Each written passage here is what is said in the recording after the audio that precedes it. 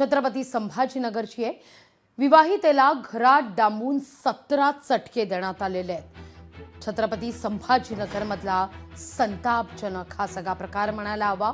पैशांची मागणी करत विवाहितेला पतीनं घरात डांबून ठेवलं, दोरीनं बांधलं आणि चटके सुद्धा दिलेत। पीडित विवाहितेची फुलंब्री पोलीस स्टेशनमध्ये पती आणि नणदेविरोधात तक्रार आहे। वैद्यकीय अहवालात महिलेच्या अंगावर 17 चटके आढळल्याचं नमूद करण्यात आलेलं आहे। छत्रपती संभाजीनगरमध्ये छळाची परिसीमा पाहायला मिळते। पीडित विवाहितेची पती आणि नणदेविरोधात तक्रार आहे। या ठिकाणी महिलेला 17 चटके देण्यात आल्याचं आता समोर येत आहे।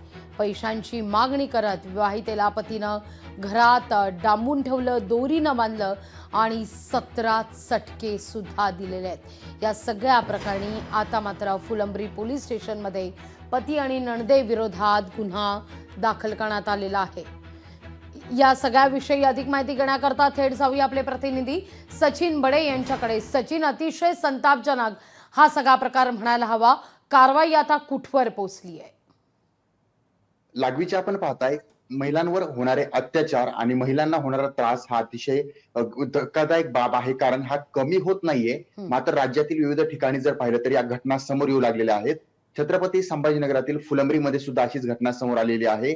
असा आरोप केला जातोय की महिलेला डांबून ठेवलेला आहे, त्यासोबत महिलेला त्रास दिलाय। एवढंच काय तर ज्या शोल्डर गनने म्हणजेच इलेक्ट्रॉनिक वस्तूंना डाग दिला जातो तर त्या मशीनने चटके दिलेले आहेत। म्हणजे अतिशय संतापजनक प्रकार जो आहे तो समोर आलेला आहे। पोलिसांमध्ये या संदर्भात तक्रार देण्यात आलेली आहे आणि पोलीस आता पुढील कारवाई करतात। मात्र महिलांवर होणारे अत्याचार जे आहे ते कमी होत नाहीयेत, मात्र अशा प्रकारच्या घटना समोर येत आहेत। काही ठिकाणी असं होतं की महिलांना समजून घेतलं जात नाही, तर काही ठिकाणी असं होतं की या घटना ज्या आहेत त्या वाढल्या जातात आणि याला वाढवण्यामागचं कारण जर पाहिलं गेलं तर अत्याचार हा गेल्या बऱ्याच वर्षांपासून महिलांवर होतो, मात्र त्यावर कोणी वाचा फोडत नाही। आणि दुसरीकडे महिलांना जेव्हा त्रास होतो तेव्हा महिला पाऊल उचलतात, पोलीस ठाण्यापर्यंत जातात। सचिन, पण महत्त्वाचा मुद्दा या ठिकाणी असा आहे की पती आणि नणदेविरोधात तक्रार तर दाखल झालेली आहे, दोघांच्या मुसक्या आवळलेल्या आहेत का? काय या सगळ्या संदर्भात माहिती पोहोचते?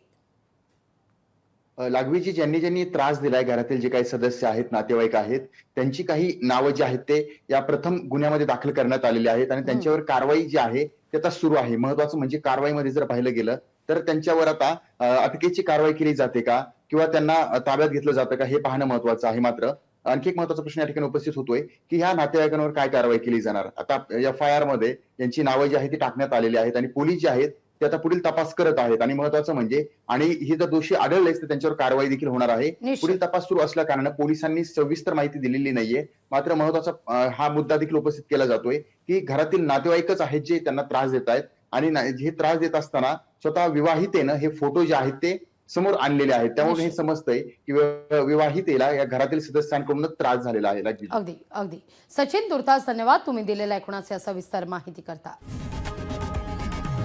लोकशाही मराठी ऐका, पहा, जागरूक रहा।